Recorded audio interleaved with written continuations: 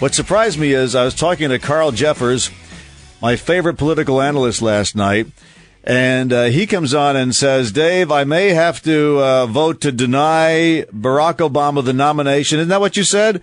And we go with Hillary in 2012 if he sangs on to this Gang of Six proposal?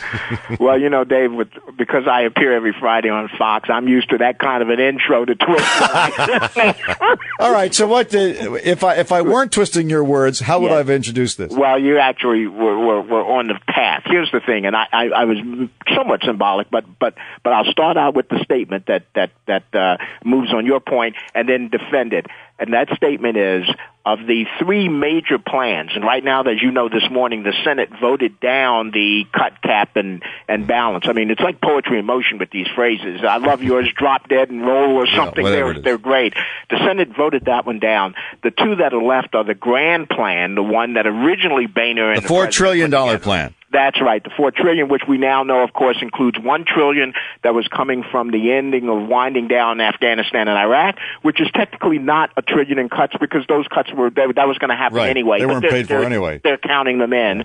And then the third plan is the Gang of Six deal. And the Gang of Six is, of course, these Republicans and Democrats who've been getting together working on this. And as I said to you last night, after I've reviewed the details of that, you know, you talk about a Gang of Six. If there's ever been gang activity around, this is it. And I will say this, Dave.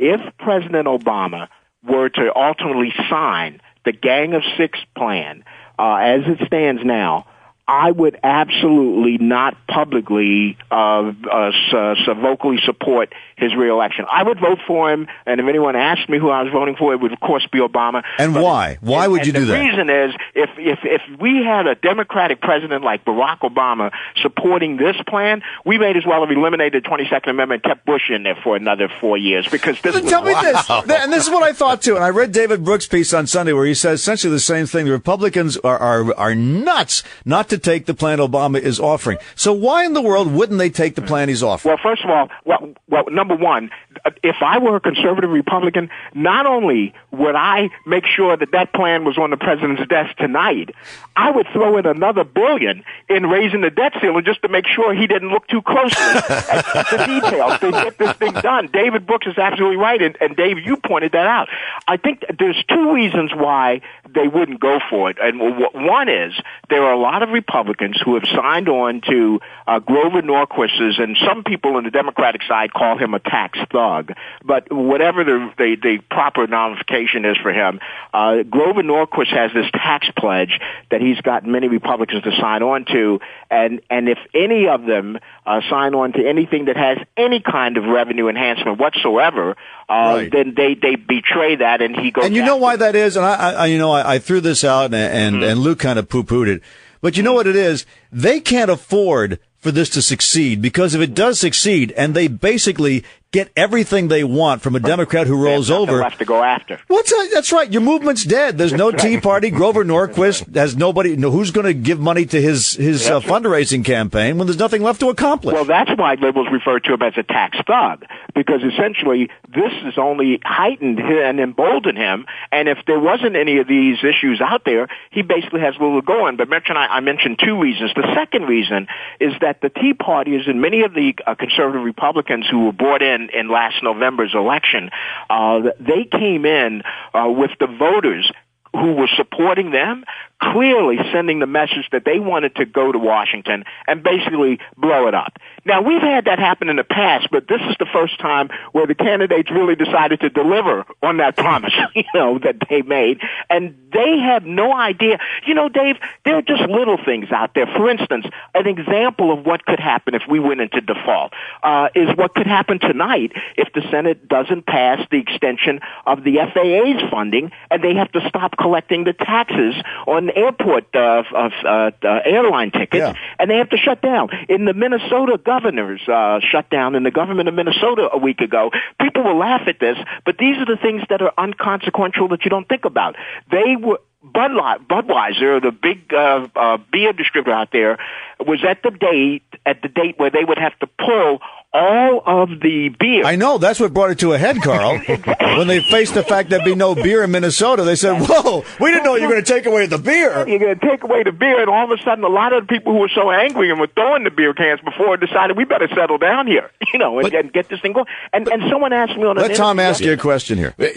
But Carl, I get your objections to the Gang of Six plan. Yeah. Good for you, but are you telling me that Obama would be better off if we did default?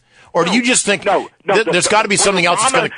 If the Gang of Six plan is the one that's in front of his desk, he would be better off doing what Bill Clinton suggested. Invoke the 14th Amendment and the Commerce Clause and raise the debt ceiling on his own because it's a national security to avoid the default of the United States government. Which is sort of a version of Mitch McConnell's idea. It's sort of, which is one of the reasons why McConnell's plan was dead on arrival, except the difference was McConnell was doing the default first, but in terms of congressional power. Right. He was saying, you know what, we're going to tell you go ahead and raise the ceiling, and then we'll vote against it. But you actually think politically Obama would come out ahead if he did that himself? Oh, absolutely. Rather than sign this, I mean, this plan, listen, someone asked me on a radio interview yesterday, they said, well, Carl, where's the Democrats' plan for raising the debt ceiling? And I said, the Democrats' plan for raising the debt ceiling is to raise the debt ceiling. That's the plan. Yeah, right. That's all you need to do. You did it 18 times during the Reagan administration. You've done it 30 times since World War II, and nobody ever paraded to the microphone in any of those times talking about why they wouldn't or would not vote to raise the debt ceiling. But what will 2012, what will be the issue that's the make or break issue come 2012? Will it not be this debt ceiling anti-tax breakdown? It'll be jobs. That'll be jobs. I was just about to jump in. Yeah. At 9.2%, they can talk about the debt ceiling all they want. The reality is that if he can't get the unemployment down, that's going to be the biggest issue that he's going to have to defend. And I will say right now, as sort of an announcement, the strongest ticket now, I always said it was Mitt Romney, and it's still Mitt Romney at the top, but if the Republicans put Mitt Romney at the top with Rick Perry as his vice presidential candidate, I'm telling you, Obama's going to have to spend every dollar of that $1 billion campaign chest he's going to need in order to win re-election. I still think he could squeak it out, but it's no longer where I would just automatically assume that he's going to win. And one more question, Tom. We're on our 1 minute countdown. Okay. 1 minute, everybody. 1 minute. I love you guys. So what does Perry bring to the ticket? Perry brings to the ticket everything that Bachmann, that Gingrich, that all of the far-right Tea Partiers and social issue conservatives have combined with a winning record, a state that, last month we created 18,000 jobs in America. Half of them were in Texas. I mean, he's got the record to go with all of that. He's a Christian fundamentalist. He's got a winning record. He's never lost an election. And here's the bottom line, and this is what both parties fail to realize when they pick these vice presidential candidates. You can't put Michelle Bachmann on the ticket expecting to help carry Minnesota because the Democrats are still going to win Minnesota. Yeah. You can't put John Edwards on the Democratic ticket expecting South Carolina or North Carolina because Republicans are going to carry those states. Rick Perry he's not needed on the ticket to carry Texas. I know, I was going to say, they got Texas already in the bag. Rick Perry helps them cement Virginia, North Carolina, Tennessee. And remember, President Obama won North Carolina. You're right. That's it. That's a minute. Was that a bell? Carl. Thank you, Carl. That's great. Guys, I love to be visiting with you and Tom. That's great. I hope we'll do it again soon. Yeah, Fox commentator Carl Jeffers. You can find him on the Fox Business Channel. It's 10:43 on Ross and Burbank.